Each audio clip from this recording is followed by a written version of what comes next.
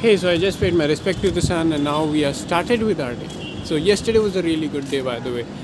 We went out and had fun, and especially because it was my sister's birthday, and she was really happy by the end of it.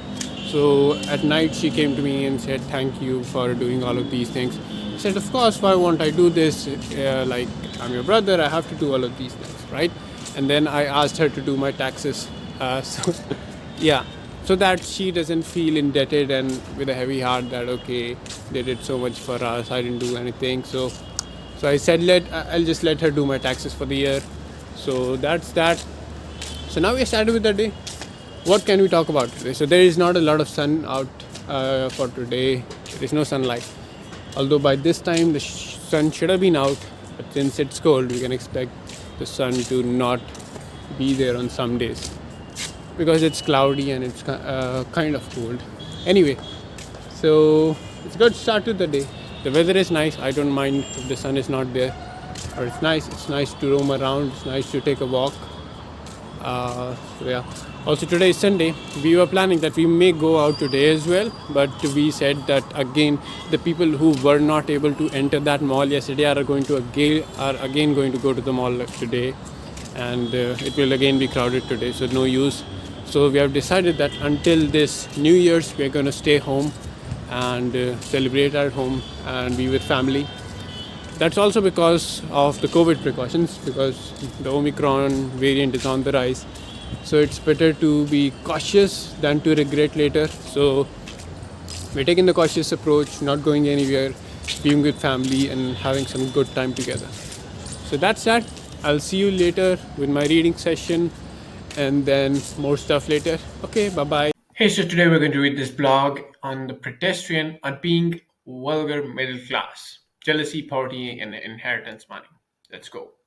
2 days ago, I had the misfortune of finding out that an old friend of mine, who I hadn't seen in some years, has done very well for himself. The fact was related to me over dinner, and in such a way that I was expecting to congratulate him. He had bought himself a house, and what's more, in an enviable neighborhood of London. No sooner had he told me of his success than I began scurrying around my mind looking for immaterial ways in which I might have said to have bettered him, had I not, after all, studied literature, which where he had studied accounting. And did I not better understand beauty? And had I not the art of rhetoric with which even the most pitiable circumstances may be bent to a more pleasant reality?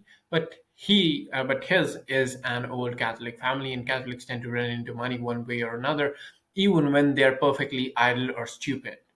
This person is neither, and so I cannot even fault him that. He has spent the several years following our graduation, scrimping and saving and establishing himself in his chosen profession, while I had spent mine trying to learn enough Spanish to read Don Quixote, cooking duck confit, and writing think pieces for marginal right-wing publications. The difference between his family and mine is that his has learned to be rich over a long course of time, while mine is still reeling drunk from the first hit. I have become acutely aware of the unusual and historically novel position which myself and the other children of the new vulgar middle class, children of Blairism, find ourselves in, that the wealth and comfort of a parent has afforded us idleness in our 20s and assured us financial ruin forever after. We lack both the discipline of the real middle class and the skill of the working class, having neither the education, connection, nor skill necessary to sustain us beyond our 20s. We spend our youth in temporary and cheap aristocracy, working little, pouring our time into half-baked philosophizing such as this, before tumbling into our 30s poorer and more wrecked than the sons of bricklayers. We have been bred quite simply for pleasure. We are soft and useless, but we are at least exempt from the sort of suffering that real people experience. The thousand-mile nuances of middle-class life are, in their total sum, a greater suffering than the few but acute miseries of the poor. We suffer neither, suspended in a reality which asks nothing of us. We are not even expected to recognize the pathos of our condition. I discovered later that my friend's investment had been made with a substantial advance on his family inheritance, and was reminded of that small lifeline which exists to almost all of us children of the vulgar middle classes. that of death, not our own, but that of our parents and our grandparents. When after 10 to 20 years of desperate poverty, the black day comes, we will be bowed to the surface, now on dry land, now grieving, but we will be the last benefactors. Our children will have childish, whimsical parents. They will be made to read Shakespeare and go to the theater and eat duck confit. When we release them into the world, they will be useless, as useless as we are. But with the inheritance dried up, they will be forced to work. They will have industrious and intelligent children who will in turn give them idle and feckless children. I hope that in a century's time, those grandchildren will take some comfort in these words. I hope they are at least amused.